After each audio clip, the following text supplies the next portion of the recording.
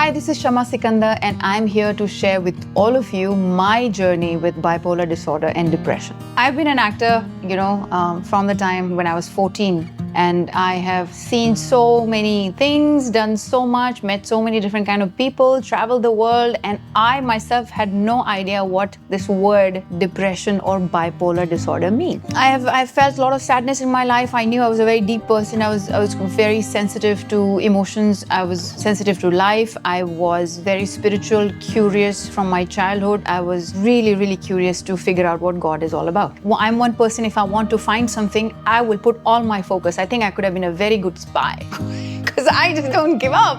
I just want to find it. I just want to find that damn thing. So I just went all behind it, and I just couldn't find God. And I'm the eldest in my family who's always well behaved. I wanted to just break free. And I also, when you are in that frame of mind, you meet people like that as well. So a lot of people were going through that and they were sharing it with me. And then I would just look at them and I wonder why everybody wants to live in such a sad state. I felt like I'm just waking up, doing the chores, going to sleep, not even able to do the chores properly. I wanted to come back as a new person because I thought I'm not liking this person, whatever this is. So somehow I knew that I'm going to come back. In spite of having all of this, I had a lot of fame. I was on top of my career, but I just didn't know what was the reason of my sadness. And that is what made me feel extremely bored and lost and confused. And when I decided to I went and I kissed my mother goodbye. Obviously, she didn't know that what I'm doing, but I just looked at her. She was praying. I didn't want to disturb her, so I just kissed her goodbye on the forehead. And I went and I had a lot of. At that time, people used to give. It was prescribed because I had postural spondylitis. I just filled a glass. I took them all. I drank water and I slept. The next thing I remember is waking up in the hospital. I think it was very early morning. My hands are tied up. I'm waking up, so I'm thinking I'm dead. And why am I waking up in a hospital? I thought heaven is something else. So I was like, where am I? I realized that I'm still back in the same body. So I wanted to get out of the hospital. I remember it was a very filmy scene. I'd removed all the things that were on my hands and all the drips. And I think I could barely walk till the bathroom and I just fainted. So when I came back, I had this thing, this big question that why did you bring me back into the same role?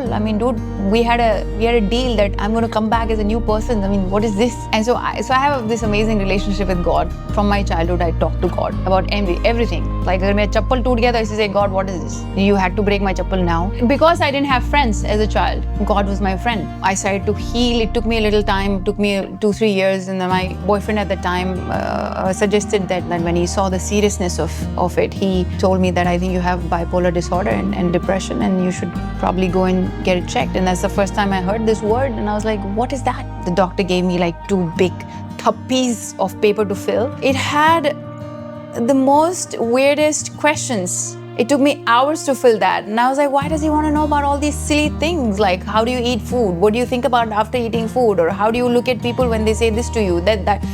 You never think of life like that. And that was another very shocking thing for me. I was like, oh my God, I never really asked these questions to myself. More than the medications, what is going to help her is the cognitive therapy. And I had no freaking idea what a cognitive therapy is. The therapists take you there and then they make you face all the traumas. And most of the shocking part was those traumas were from the age of 3 years old, 4 years old, 5 years old, 7 years old. I didn't even know that you can actually go back to your birth in that state.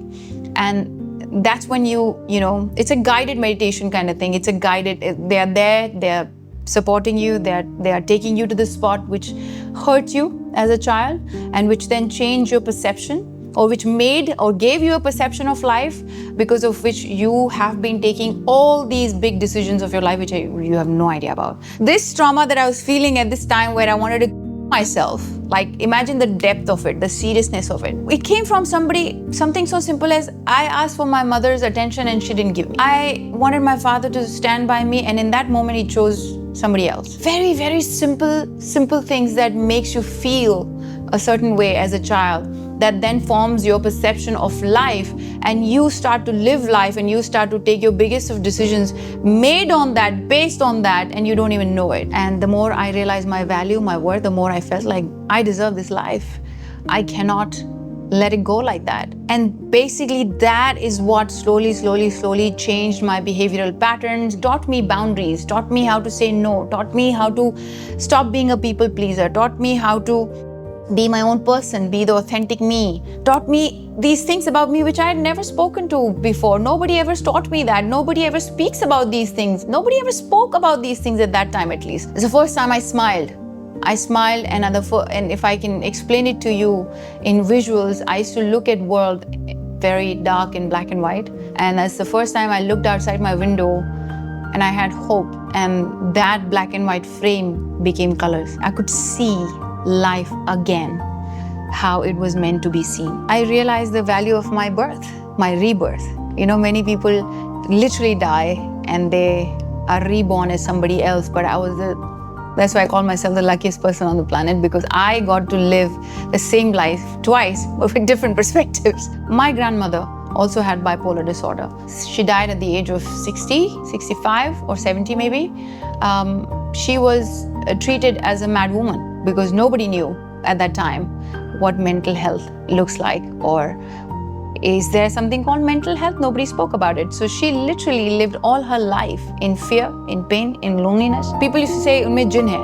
So I myself looked at her like she had a jinn in her. And this is the first time when I realized what was happening to me, and I could connect it with my grandmother, and I could connect it when they said, oh my God, she used to have so much energy that she could throw 10 people. And I felt the same energy when I had bipolar disorder.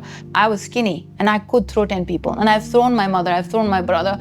I felt like I could pick up a car and throw it. And I actually felt that. If depression and bipolar is happening, as weird as it sounds, it's freaking the best thing that's happening to you. I was able to see life after that.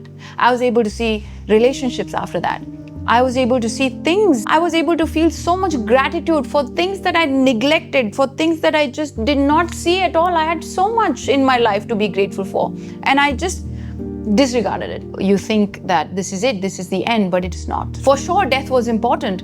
Death was necessary. So I tell everybody, like, don't be afraid of death. And there's one more thing I'm fascinated about. I'm still learning. I was never afraid of death. Somehow I was just very cool. Like, I'm making jokes about it. It's because I was not afraid. I mean, can you believe it? I'm eating the tablets and I'm saying, I'm going to come back. So I'm not afraid. I'm just going to lie down. That's my journey. And I hope that this gave you hope, because in that whole journey, in that whole process, I realized that hope is everything. Here are a few tips from my side for good mental health.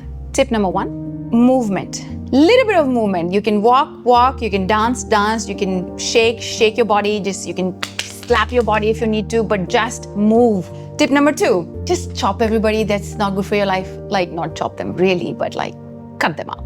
Cut them from your life. Please draw strong boundaries and don't be ashamed of it. Don't be afraid of it. So draw boundaries, cut those people out. Tip number 3, food. Major thing.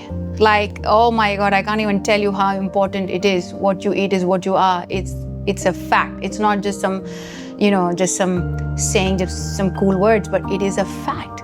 I mean, there's a straight connection of your gut and your feelings. So you have to really take care of your gut. If your gut is not happy, you will not be happy. So yeah, these were my really important tips. They've really helped me in life, and I'm 100% sure they will help you too. Hope that this gave you hope, because in that whole journey, in that whole process, I realized that hope is everything. I had to tell myself this every freaking day, that I'm going to survive. Help is on the way. I'm going to survive this. I'm going to survive this. I'm going to survive this. कहते हैं ना, डूबते को तिनके का सहारा काफी है. That was my tinka.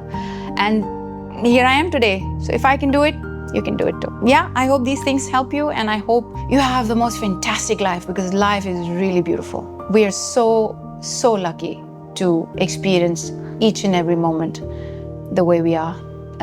Just don't ever take it for granted. Thank you.